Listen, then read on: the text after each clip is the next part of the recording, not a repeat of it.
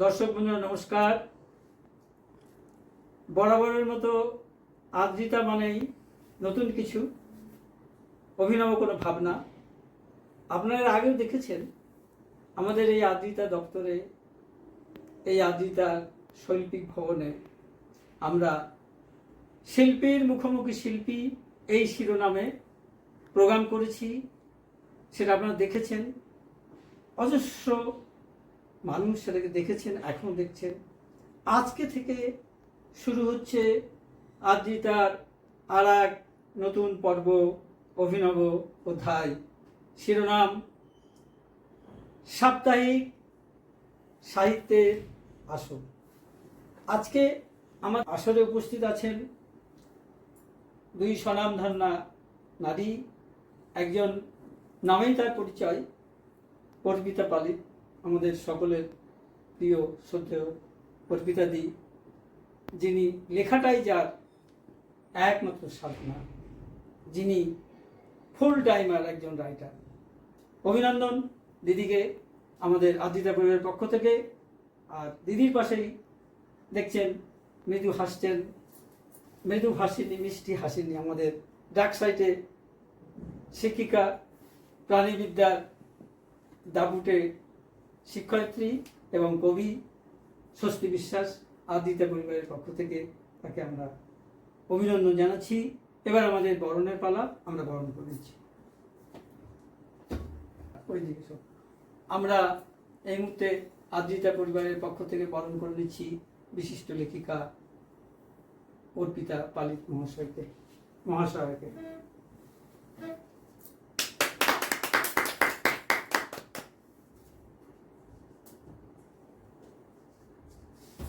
দিদির হাতে আমরা আমাদের যে কার্যক্রম, যা নিয়ে আমরা থাকি, যেটা আমাদের পরিবার, যেটা আমাদের সংসার, দেখতে পাচ্ছেন বইটার নাম হচ্ছে শব্দের সংসার। আদ্রিতা পরিবারের পক্ষ থেকে দিদির হাতে শব্দের সংসার বইটি আমরা তুলে দিচ্ছি। ধন্যবাদ দিদি এখানে আসার জন্য।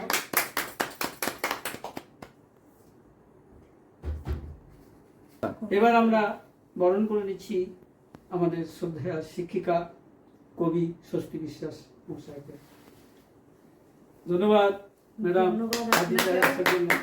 এই সম্মান জ্ঞাপনের জন্য। জানি না কতটা যোগ্য এটা আমি, এটার কিন্তু রমেশ তার জন্যই বোধহয় এটা সম্ভব হচ্ছে। ঠিক আছে বলতে। এবার আমরা আদ্রিতা পরিবারের পক্ষ থেকে শব্দের সংসার বইটি ম্যাডামের হাতে তুলে দিচ্ছি। Thank you madam. ধন্যবাদ। আদ্রিতার প্রোগ্রাম শুরু হচ্ছে সম্পাদক রমেশ বাড়িতে গান দিয়ে। প্রথমে একটু গান হয়ে যাক, তারপরে আলাপ আলোচনা। বেশ, তবে তাই হোক। মায়ের আশীর্বাদ নিয়ে আমরা চেষ্টা করছি সঙ্গীতের মূর্ছনায় সাহিত্যের আসরকে আরো মাধুর্যমণ্ডিত করে তোলা।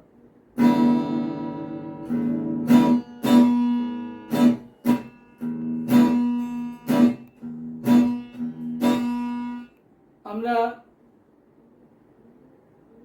শয়নে স্বপনে জাগরণে, আমি অন্তত যার লেখা, যার সঙ্গীত যাপন করি, তাকে দিয়ে একটু শুরু করি।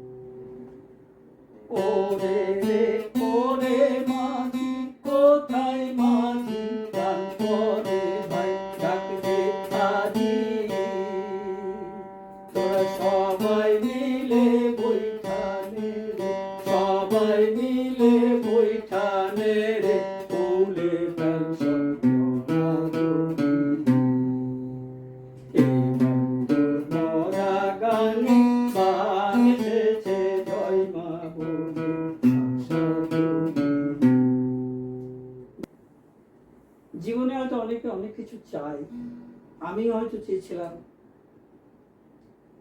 সঙ্গীত সাহিত্যের মধ্যে জীবন কাটাতে, কিন্তু বিধাতার হয়তো ইচ্ছা তেমন নয়, তাই আমাকেও শিক্ষকতা করতে হয়, এখনো হচ্ছে।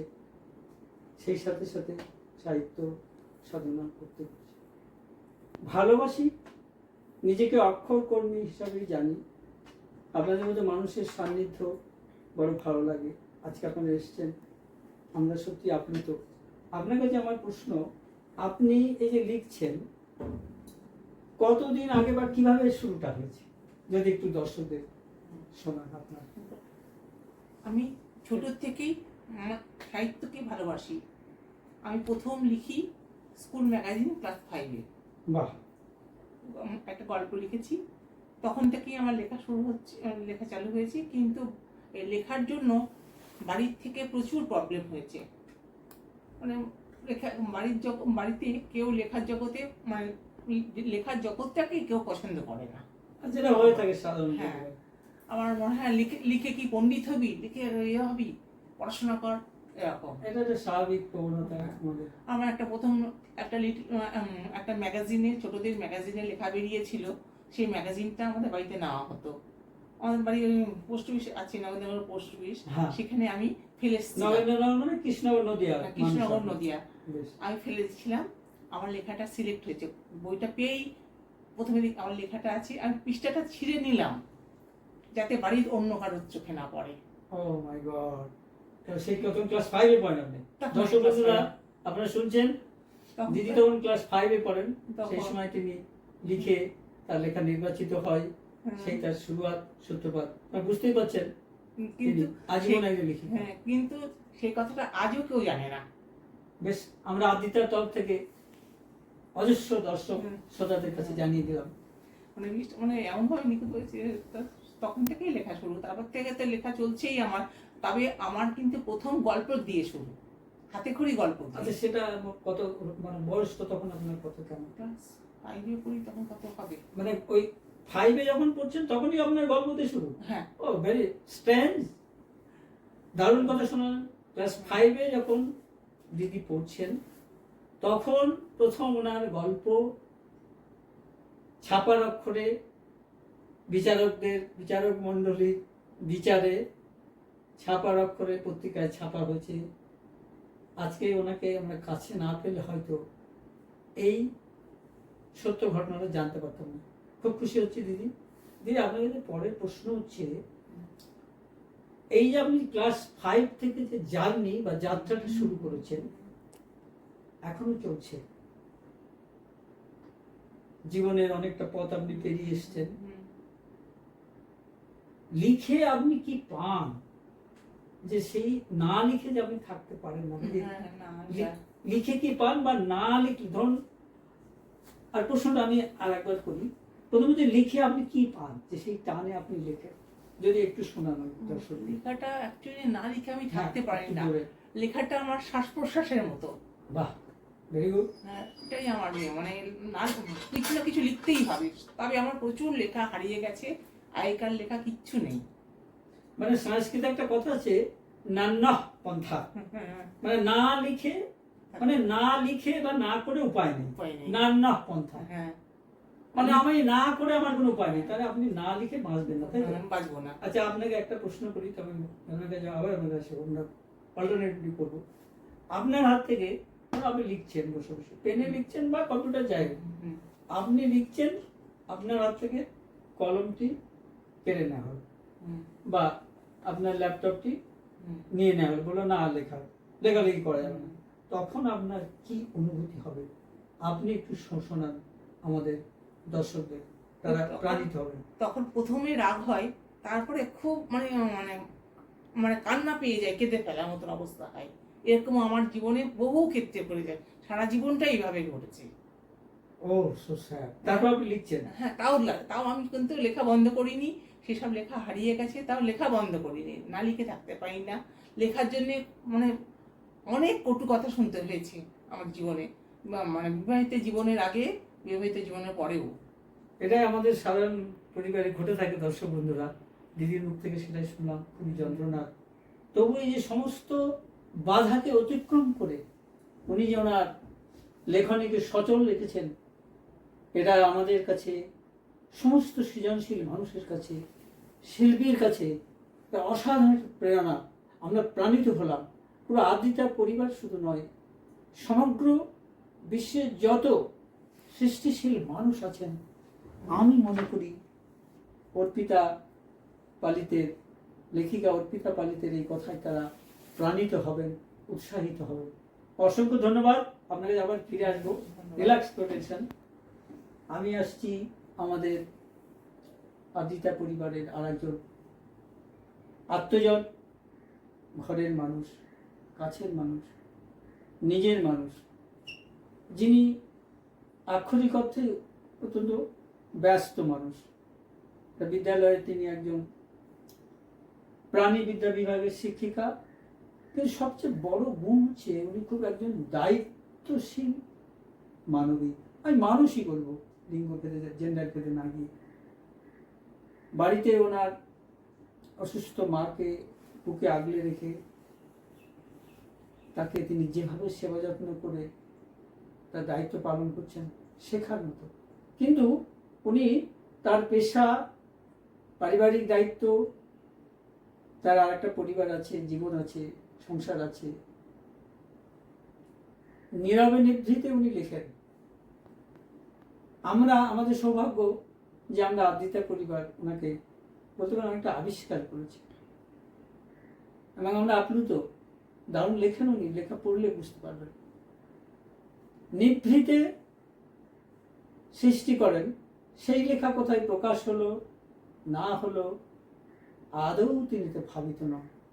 আজকের যুগে যে কোনো সৃজনশীল কাজে মানুষের ক্ষেত্রে এটা কিন্তু খুব বিরল। তাই আমি বলবো যে স্বস্তিকা ম্যাডাম, আপনি, আপনার শিক্ষকতা জীবন শুরু হয়েছে অনেক দিন হলো, আপনি যে লেখালেখির জগতে এসেছেন কোন সময়, বা তখন আপনার বয়স কত, যদি একটু আপনি দর্শকদের শোনান। প্রথম লেখাটা আমার শুরু হয় আমার বাবা গত হওয়ার পর। বাবা গত হওয়ার 13 দিন পর্যন্ত বুঝতে পারিনি বাবার ঠিক অভাবটা কতটা, কিন্তু 13 দিন পর যখন বাড়ি থেকে সবাই চলে গেল, সমস্ত বাড়ি তখন খাখা করছে, শুধুমাত্র সে বাড়িতে মা আর আমি। তো তখন মনে হয়েছিল যে পুরো বাড়িটাই বোধহয় শূন্য ওই একটি মানুষ ছাড়া। মাকে আমি কোনোদিনও চোখের জল ফেলতে দেখিনি, কিন্তু 13 দিনের পরে রাত্রিবেলা যখন পুরো বাড়ি ফাঁকা, তখন মাকে প্রথম চোখের জল ফেলতে দেখেছিলাম। খুবই দুঃখের যন্ত্রণা শুনছেন এত আপনারা। বছরের সঙ্গীকে হারাবার। আর বাবা আমার কাছে সন্তান সময় হয়ে গিয়েছিল শেষের দিকে। তার কারণ আমি যখন ক্লাস 6-এ পড়ি, বাবার একটি অ্যাক্সিডেন্ট হয়, এবং সেই অ্যাক্সিডেন্টে পরও বাবা চলেছেন বহু ভুলভ্রান্তি, ভুল চিকিৎসার মাধ্যমে। তার জীবনটা অনেকটা অন্যরকমভাবে অতিবাহিত হয়, এবং বাবা অনেক ছোটবেলা থেকে বা অনেক কলেজ লাইফ থেকে শ্যামবাজার ইয়ং বেঙ্গলে থাকতেন, এবং সেখান থেকে লেখালেখি করতেন, এবং তার একটা পলিটিক্যাল ব্যাকগ্রাউন্ড ছিল। সেখান থেকেও তিনি তার অসুস্থতার পরে একটা ধাক্কা খান। তো মনে মনে একটা ক্ষোভ জন্মেছিল, প্লাস একটা বিশাল কষ্ট বাবা হারানোর। তারপরে সেই পলিটিক্যাল পার্টি, সেইখান থেকেই একটা প্রপোজাল আসে বাবার একটা স্মরণ সভা হবে। সেই স্মরণ সভায় আমায় কিছু বলতে হবে। ভাবিনি কোনোদিনও নিজের কথাগুলো ওরকমভাবে লিখে প্রকাশ করতে পারবো, কিন্তু হয়তো বাবাই শক্তি জাগিয়েছিলেন। বাবার কথা লেখার। সুতরাং সেই থেকে লেখা শুরু। 2012 সাল 31শে অক্টোবর বাবাকে হারিয়েছিলাম। তার ঠিক 13 দিন চলে যাওয়া 14 দিনের মাথায় আমার কাছে সেই স্মরণ সভার প্রপোজালটা আসে, এবং বাবাকে নিয়ে প্রথম লেখা, বাবার ত্যাগ, বাবার কষ্ট, সেগুলোকে তুলে ধরেছিলাম কিছু মানুষের সামনে। তো সেই লেখায় মানুষের চোখে জল এসেছিল। সবাই বলেছিলেন যে তুই হয়তো তোর বাবাকে এইবারে সঠিক সম্মান জানাতে পারলি। সেখান থেকে আমার লেখা শুরু। কোনোদিন ভাবিনি যে আমার হাত থেকে কলম থেকে কিছু বেরোতে পারে। হয়তো বাবার আশীর্বাদ, সেই বাবার আশীর্বাদ নিয়ে কোনো কোনো সময় কোনো কোনো দুঃখ, কোনো কোনো যন্ত্রণা যেগুলো আমার মনের মধ্যে ছিল, বা কখনো একদম নিভৃতে একাকিত্বে একটু একটু করে লেখা শুরু করি। তবে হ্যাঁ, আমি একেবারেই ধারাবাহিকভাবে লিখি না। কোনো সময় মনে হলে তখন লিখি, যতটুকু লেখা হয় নিজের মধ্যেই রাখি। কোনোদিন ভাবিনি যে নিজের লেখা নিয়ে এভাবে ক্যামেরার সামনে দাঁড়াবো বা বসবো বা আপনাদের সাথে কথা বলবো। কিন্তু আজ রমেশবাবুর দৌলতে আমার লেখাগুলো এক প্রকার উনিই জোর করে বের করে এনেছেন। তো তার জন্য রমেশবাবুকে অনেক অনেক ধন্যবাদ। Thank you madam. দর্শক বন্ধু, আপনারা শুনে থাকে তার কিছু সত্য কাহিনী শুনলেন। এটাই কিন্তু মূল। যন্ত্রণা থেকেই যুগান্তকারী সৃষ্টি যুগে যুগে হয়েছে, তার বহু প্রমাণ আমরা পেয়েছি এবং পাচ্ছি।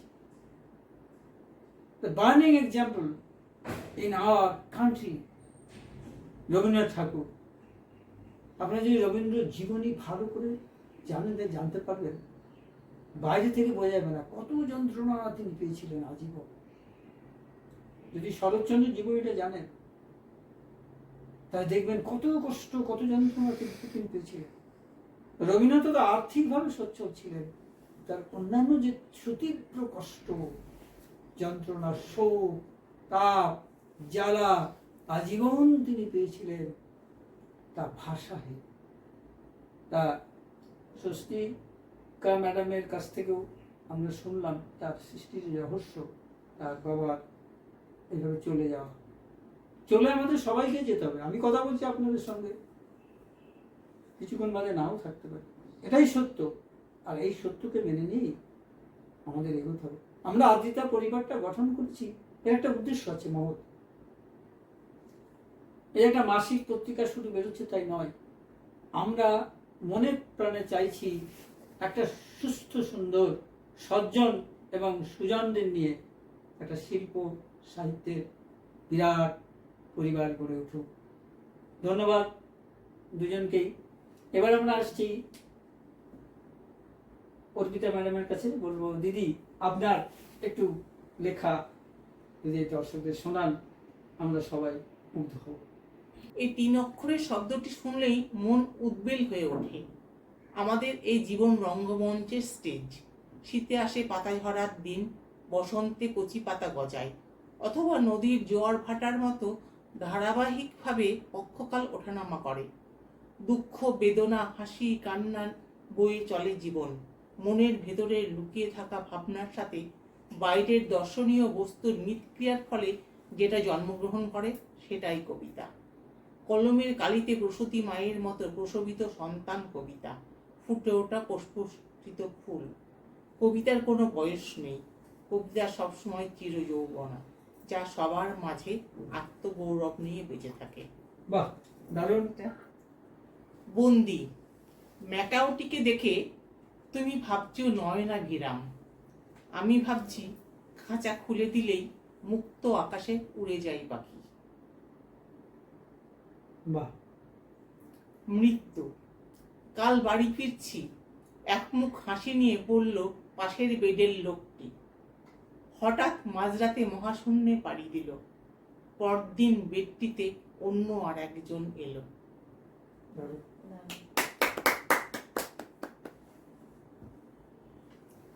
পিপাসা। সারাদিনে কয়েকবার বাজে কলিং বেল, ছুটে আসি আওয়াজ শুনে, কখনো সেলস বয় অথবা পাড়ার চাঁদা। আমার ঘর যে শূন্যতায় ভরা, তাই দরজা খুললে ঢোকে না বাউল বাতাস। ওদের গুগল ম্যাপে বাড়ির ডেস্টিনেশন নেই। বাহ, সুন্দর। আমরা একটু হাততালি দেবো বাকিরা। আর করবো? হ্যাঁ। ধৈর্য। পাত্তা না পেলে লেজ ধরে থাকো, কথা বলো না, শব্দই ক্ষেপণাস্ত্র। সৌরভের আলপনা আঁকে ধৈর্য। Very good.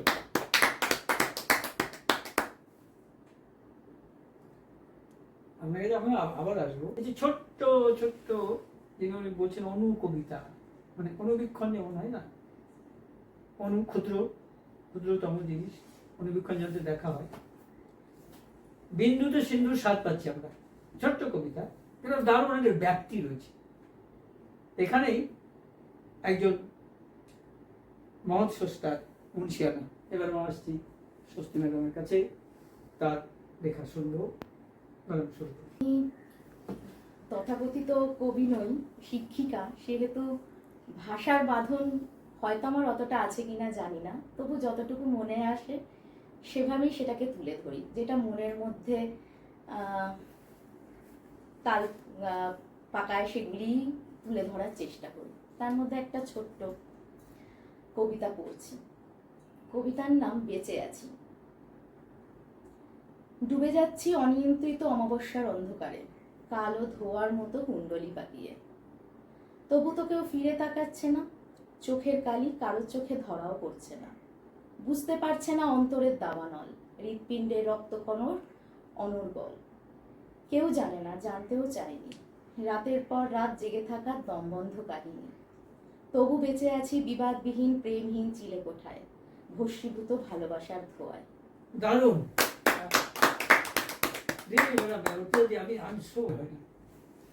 চলুন, দারুণ শোনালেন, আবার শোনান ম্যাডাম। আমি একটু স্বপ্ন দেখতে ভালোবাসি।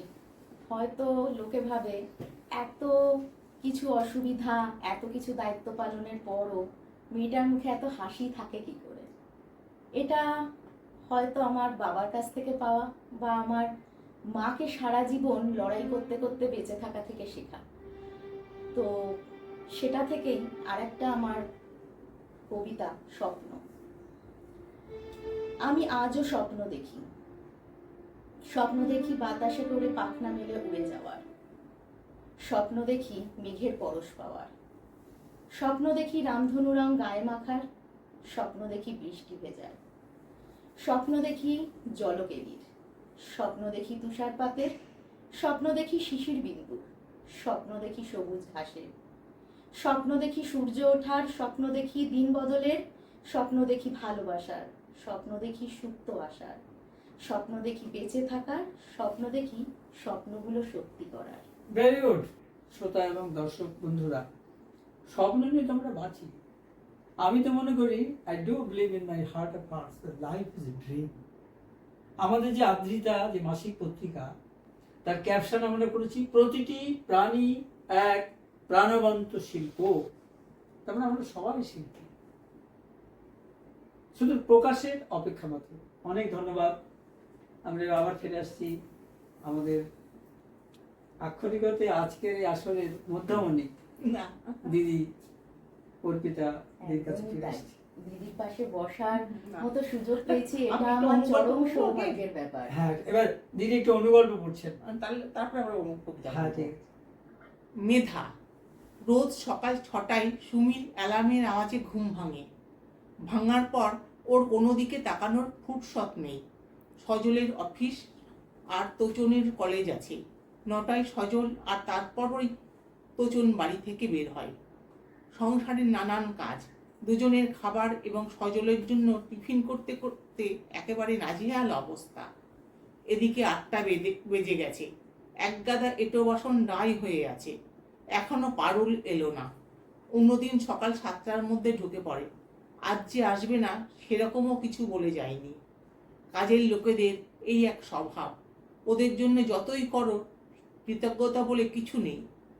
সুমি কৃষ্ণের বাঁশির মতো উঠোনের গেট খোলার শব্দের অধীর অপেক্ষায় কান পেতে আছে। হঠাৎ জোরে গেট খোলার শব্দ হলো। তার সাথে খুশির স্বরে বৌদি বৌদি করে ডাকতে ডাকতে রান্নাঘরের দিকে এগিয়ে এলো পারুল। সুমির রান্না প্রায় শেষ। গ্যাসের ফ্লো সিমে দিয়ে বলল, একেই আজ আসতে এত লেট করলি, তার উপর মুখে এত হাসি দেখছি। আমি তো ভাবলাম আজ আর তুই আসবি না। পারুল একটা মিষ্টির প্যাকেট এগিয়ে দিয়ে বলল, মিষ্টি খাও বৌদি, তোমাদের আশীর্বাদে আমার মেয়ে ভালোভাবে পাশ করেছে। মেয়ে পাশ করেছে বলে এত বড় প্যাকেট নিয়ে এসেছিস? তোচনের বই আর তোমার কিনে দেওয়া খাতাপত্র পেয়ে পড়াশোনা করেই তো আমার লালি বড় হলো।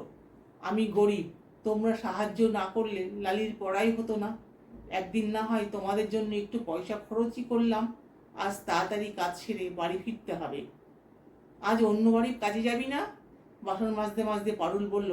লালির রেজাল্ট শুনে সবাই খুব খুশি হয়ে আজ ছুটি দিয়েছি। ভালোই তো। সকালে যখন দুয়ারে জল দিচ্ছি তখন সেনবাবু আমার বাড়ি এলো। অত সকালে সেনবাবুকে দেখে আমি ঘাবড়ে গিয়েছিলাম। ভাবলাম কোনো বিপদ হয়েছে বোধহয়। কড়াইটা মাজতে মাজতে একটু দম নিল পারুল। এতক্ষণ সুমি দাঁড়িয়ে পারুলের কথা শুনছিল। চুপ করে গেল, দেখে বলল, সেনবাবু মানে যিনি কোন স্কুলের যেন হেডমাস্টার, তাই না? হ্যাঁ গো বৌদি, সেই জন্যই তো আরো অবাক হয়েছে। এত বছর ওনার বাড়িতে কাজ করছি, কোনোদিন সেভাবে কথাও বলেননি আমার সাথে।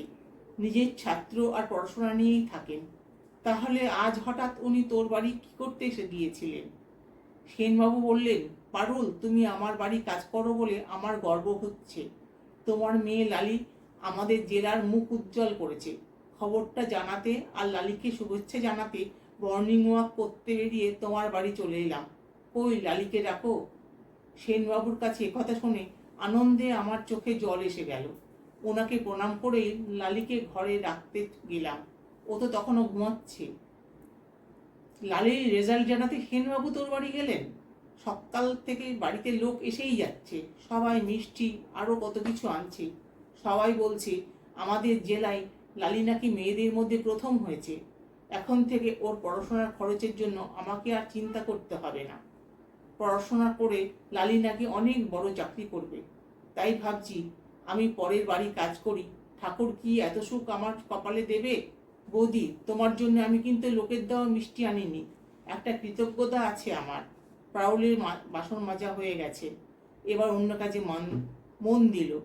তোচনের পুরনো বই পড়ে পারুলের মেয়ে লালি এত ভালো রেজাল্ট করলো, আর তোচনকে এত যত্ন করে ভালো প্রাইভেট টিউটর দিয়েও ভালো কলেজে পড়ার মতো নাম্বার পেল না। সুমি একটা সন্দেশ হাতে নিয়েছিল খাবে বলে, সেটা হাতেই থেকে গেল। ও, শেষটা খুব সুন্দর। শেষটা কষ্ট দিয়ে পরবর্তীকালে অন্য গল্প এসছে, মানে আরো ছোট, অর্থাৎ সংক্ষিপ্ততম পরিসরে একটা বৃহতের দোতনা দেওয়া। মুন্সিয়ানা এখানে একজন স্রষ্টার, একজন লেখিকা বা লেখকের, রবীন্দ্রনাথের সেই কথাটা মনে পড়ে গেল, শেষ হয়েও হইল না শেষ, এবং শেষ পর্যন্ত একটা দাগ রেখে গেল কষ্টে। দারুণ দিদি, দারুণ শোনালেন। এতক্ষণ তো আমাদের পাঠগুলো পড়া হলো, এবার তাহলে আপনার এই যন্ত্রের বাজানোর নমুনা একটু শুনি। সেটা শুনবার জন্য আমরা অধীর আগ্রহে বসে থ্যাংক ইউ আছি। দর্শক। আসলে কি জানেন তো, যন্ত্রপাতিকে ভালোবাসতে না পারলে হয় না, নানান রকম ইয়ের মধ্যে ঠিক একটু চেষ্টা করছি মায়ের আশীর্বাদে।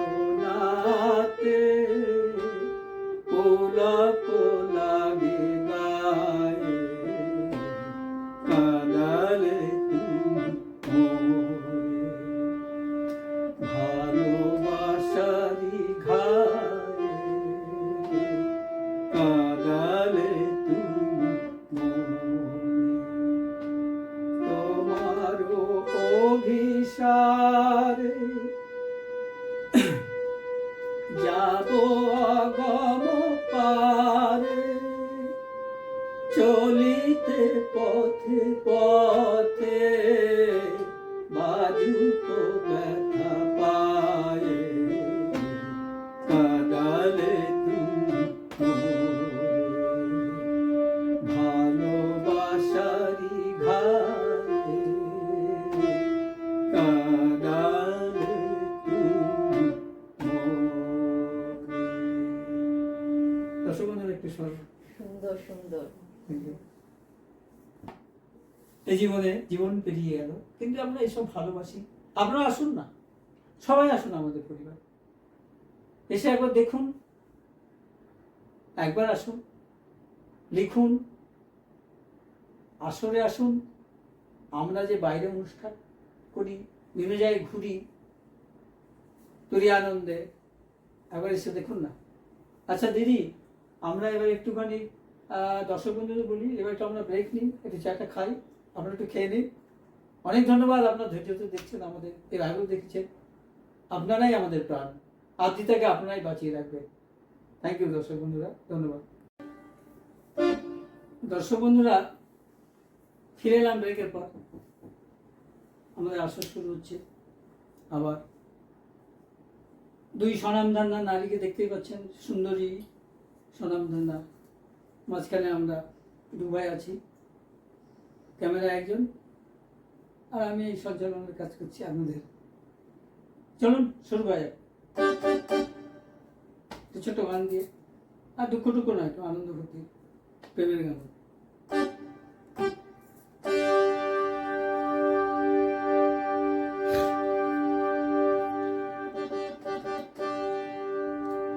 हमें तुमसे कितना प्यार है पारू, ये तो हम नहीं जानते, मगर जी नहीं सकते तुम्हारे बिना।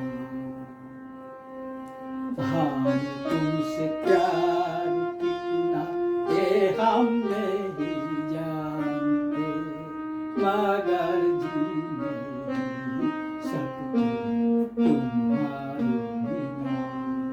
हम तुमसे प्यार,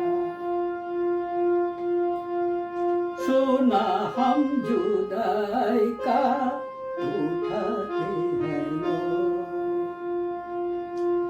जाने जिंदगी कैसे बिताते हैं लोग।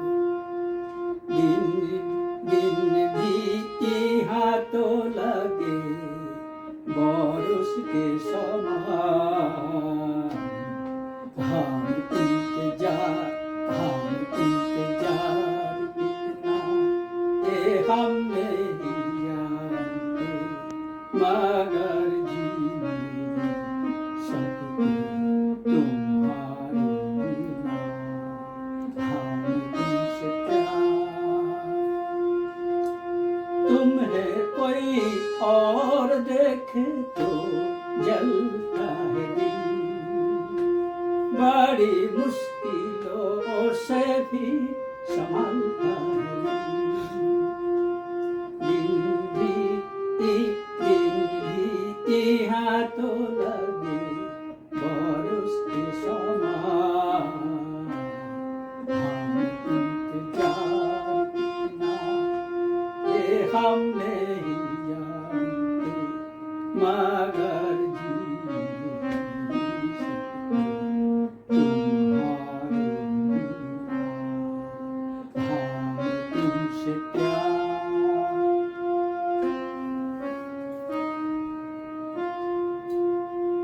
থ্যাংক ইউ দর্শক বন্ধুরা, একটু শোনো যারা মধ্যমণি, দুই নায়িকা, মানে সাহিত্য শিল্প সাহিত্য জগতে, তাদেরকে দিদি অর্পিতাদির কাছে ফিরে এলাম। দিদি বা শোনান একটু ছোট্ট, দর্শক বন্ধুরা দেখে পর আমরা ফিরে এসেছি। হিসেব, চোখের জল শুকিয়ে গেলে গাঢ় হয় হিসেব। সময় খসে পড়ার আগে জমানো আক্রোশ ইচ্ছে করে উগরে দিতে। বাহ, সুন্দর। এটি একটু বড়। শিক্ষিত, মোহ আর বিলাসের স্কুলে পড়ছি, একটা শেষ হলেই এক ধাপ ওপরে উঠি। চারিদিকে মাছের আঁশটে গন্ধ, শুষে নিয়ে সুখ খুঁজি। কখনো আলো ডিগবাজি খাই, অন্ধকারকে ডরাই না। সত্যি মিথ্যের মীমাংসায় পুরোটাকেই সত্যি করে তুলি। ঘুমের বড়ি ভালোই ঘুম দেয়। এত করেও আরো শিক্ষিত হতে আকাঙ্ক্ষা জাগে। পড়া শেষ হয় না, শেষ হবে চুল্লিতে উঠলে। সুন্দর, শেষ হবে চুল্লিতে উঠলে। সবাইকেই চলে যেতে হবে আমাদের। মন্দবাসা, পাকাল মাছের মধ্যে সারা জীবন থেকেও দূরদৃষ্টির অভাবে মন্দবাসাকে এতদিন ভেবে এসেছি ভালোবাসা আসলে নিখুঁত ছিল না জাগলিং। বাহ, সুন্দর। মরা হাড়ির কম জলে খাবে খাচ্ছে জীবন, পাশের বটি থেকে রক্ত পড়ছে ফোঁটা ফোঁটা, আর একটু জল ঢেলে দিল মেছুনি, এক পলক হলেও বেঁচে থাকার স্বাদ অমৃতের মতো। ভেরি গুড, দারুণ। দিদি অমৃতের মতো, এক পলকের হলো, অসাধারণ। ছোট ছোট কথা, একটি দুটি পংক্তির মধ্যে একটা কবিতা দাঁড়িয়ে যায়। চলুন দিদি, ক্যারিয়ার। আলো আধারি সময় চলে গেলে থেকে যায় খড়কুটো, বেঁচে থাকার জন্য আঁকড়ে ধরার গল্পগুলো হয়ে ওঠে উপন্যাস। দারুণ। একটা অন্ধকার নামিয়ে আনা যায়, আস্থা নিয়ে গড়ে তোলা রংধনুর 7 রং পশ্চিমে ঢলে পড়ে। দারুণ। প্রচার সামনে প্রশংসা, আবার আড়ালে কানাঘুষো, ঘাবড়াবেন না, খুশি হন, যত বেশি বদনাম অথবা সুনাম ততটাই আপনি পপুলার। বাহ, একদম খাঁটি কথা, ভেরি গুড, চূড়ান্ত বাস্তব। দারুণ। যত বেশি বদনাম অত সুনাম ততটাই এখন কাটাচ্ছি আমার। চলো। ঝাপান ঢাক বাজিয়ে জানান দিচ্ছে আজ ঝাপান, ব্রাহ্মণ বাউরি বেদে সবার লক্ষ্য একটাই, নেই মুখোশের আড়াল, কুয়াশাহীন আলোর সচল দৃশ্য। বাহ, কুয়াশাহীন আলো, এইটুকুই থাকবে, বুঝছেন? কাল ক্যা হোগা কিসকো পাতা। এই যে কথা বলছি আমরা, কাল থাকবো আজ আছি, কিনা কাল না। নেই। হ্যাঁ, আমরা কেউই থাকবো না। আসুন না একসাথে মিলে সুন্দর একটা কাজ করি, পরিবার গড়ে তুলি, কিছু রেখে যাই, আগামী প্রজন্মের হাতে ব্যাটন তুলে দিয়ে যায়, কিছু প্রতিষ্ঠা করে। আসুন সব। গন্তব্যে পৌঁছানোর জন্য জেব্রা ক্রসিংয়ে দাঁড়াতেই জলে আলো আলো, বিবেক ধর্ষিত হতেই সবুজ হয়ে ওঠে। বাবা, ভেরি নাইস। বিবেক ধর্ষিত হতেই সবুজ হয়ে ওঠে, কি দারুণ। না?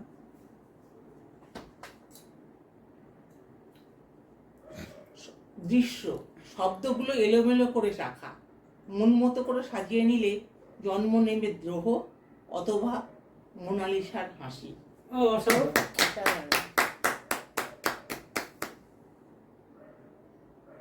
বিস্ফোরণ সমুদ্রের নোনা জলে মেটে না তেষ্টা, বুকের আগুন নিভিয়ে দেয় ঈশানী মেঘ, হয়তো বৃষ্টি হবে কিংবা বেসামাল ঝড়ে হবে সুখের মরণ।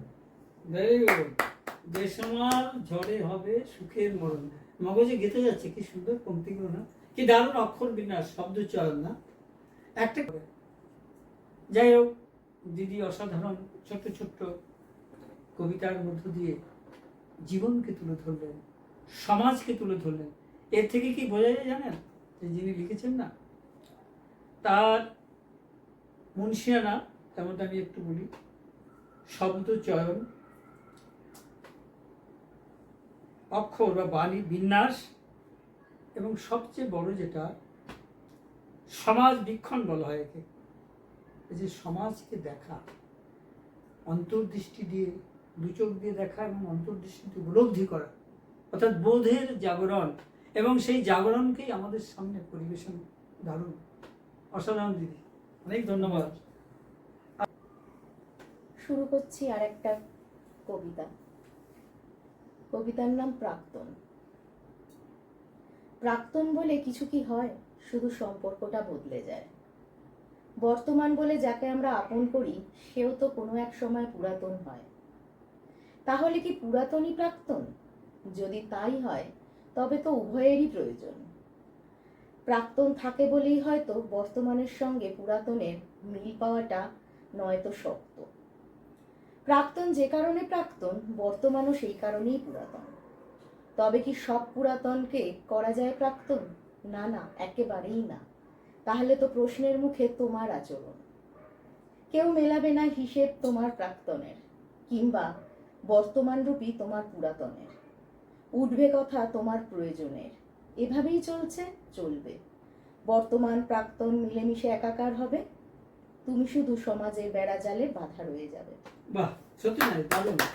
দিদি সত্যি দাদা মানে একটা অসাধারণ বোধ বাস্তব থেকেই উঠে এসছে, সেটাকে তিনি শব্দের ছাঁচে কি সুন্দর আমাদের পরিবেশন করলেন। অসংখ্য ধন্যবাদ দাদা। চলুন আরেকটা শুনুন। এটা দিয়েই আজকে শেষ করব। মা আমার কাছে ভগবানের মতো। যদি হ্যাঁ ঠাকুর মানি, ঠাকুর পুজো করি, মাকেও প্রতিদিন হয়তো ঠাকুরের আসনে না সাজিয়ে নিজের কাছে নিজের মতো করে ঈশ্বর রূপে মানি। তো মাকে নিয়ে আমার একটা ছোট্ট লেখা। মা, অমৃত সুধায় ঢালিয়াছ বলে, মা তুমি আমার আলো। আমাকেই সোহাগ করিয়াছ তুমি, আমাকেই বাসিয়াছ ভালো। শয়নে স্বপনে বাঁধিয়াছ বাহুডোরে, জ্ঞাতে অজ্ঞাতে বহু যতনে। আঁচলের ছায়ায় ঢাকিয়া আমায় করিয়াছ সংসার ধর্ম। তুমি মহিয়সী, তুমি মা আমার জীবনের ঢাল, ধন্য করিয়াছ জন্ম। তুমি আমার জগদ্ধাত্রী, তুমি মাগো অন্নপূর্ণা। শিখাইয়াছ মোরে জীবনের মানে, তুমি যে স্বয়ং সম্পূর্ণা। দারুণ। আমি একটা কথা আপনাদের বলি, মা আমারই লেখা যেন উনি নিজে লিখে পরিবেশন করলেন, কোনো বিকল্প নেই। মাই তো, আমি সবসময় বলি যে mother is the living god, মাই তো জীবন্ত ঈশ্বর বা ঈশ্বরী। এই সত্য হৃদয়ে যদি আমরা যাপন করি, জীবন আমাদের অনেক মধুর, সৎ ও সুন্দর হবে, হতেই হবে। মায়ের আশীর্বাদ যার আছে মাথায়, সে তো সুন্দর হবে। দারুণ লাগলো। আর একটা কথা আমি বলি, সাহিত্যের ছাত্র হিসাবে উনি মনের অজান্তেই, চেতনে না অচেতনে লিখেছে আমি জানি না, চলিত ভাষার মাঝে মাঝে সাধু ভাষা ব্যবহার করছেন, যেটাকে আজকের যুগে মানে আমাদের মতামতে অচল আর কি। সাধু ভাষায় আমরা লিখি না, কিন্তু খুব দারুণ লাগলো। লেখা শব্দ ব্যবহার করা যায়। সাধু চলিত বিশাল একটা গুরু চণ্ডাল দোষ হয়।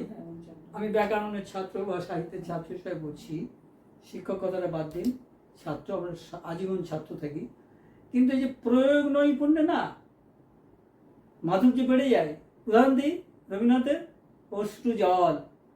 আরে অশ্রু মানেই তো চোখের জল, তাহলে আর জল কথাটা এলে কেন? ওই যে বললাম, জহুরির হাতে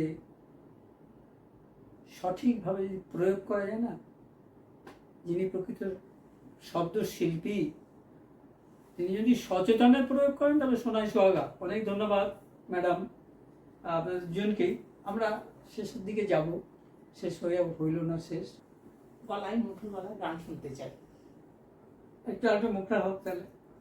হ্যাঁ, শেষ মুহূর্তটা গান দিয়ে শেষ হোক। চলুন দেখলে আধুনিক গানের একটু, হ্যাঁ হ্যাঁ, যে গানটা হৃদয় ছুঁয়ে যায় অনেক। হ্যাঁ।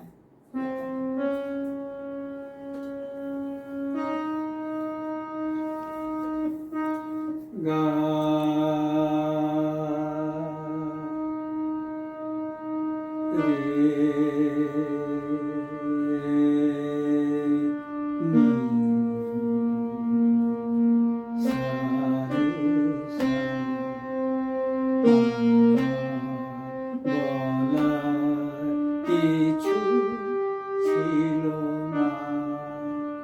না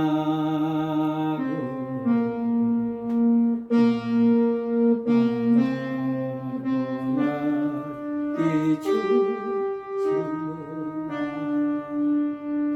ছিল না, দেখলাম তুমি চলে গেলে, তুমি চলে গেলে,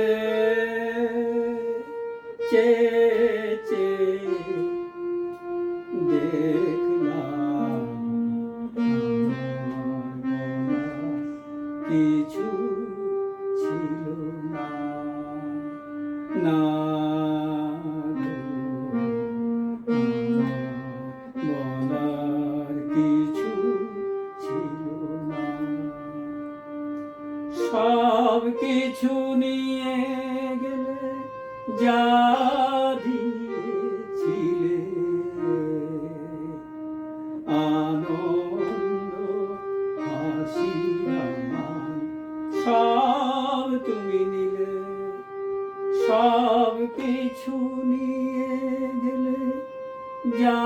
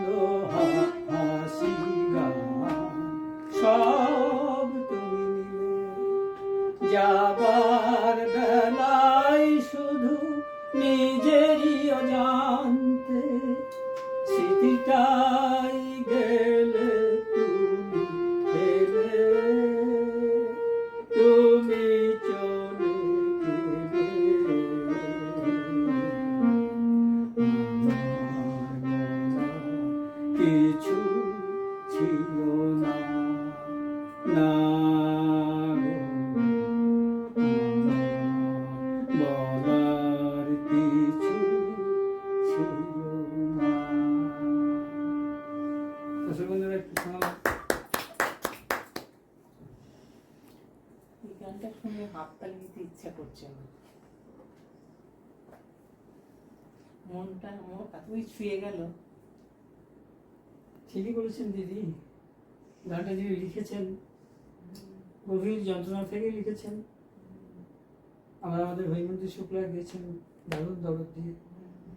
আমি একটু চেষ্টা করি, কিছুই তো জানি না, জানা হলো না। ভালোবাসি তাই আর ধরা দিয়েছিল, কিন্তু সঠিকভাবে তো ব্যবহার করতে পারিনি। তো যাই হোক, এই একটু হিজিবিজি আমার একটু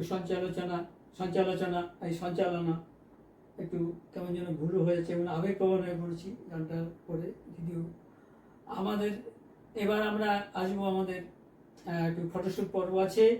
এই অনুষ্ঠানের সমাপ্তি ঘোষণার আগে আমি আদ্রিতার পক্ষ থেকে, আমি আদ্রিতার একজন সামান্য সৈনিক, বন্ধুরা আপনাদের মতো ভালোবাসি, আদ্রিতাকে ভালোবাসি। সেই ভালোবাসার টানেই অনেক রকম প্রতিবন্ধকতা সত্ত্বেও কাজটি আমরা করছি।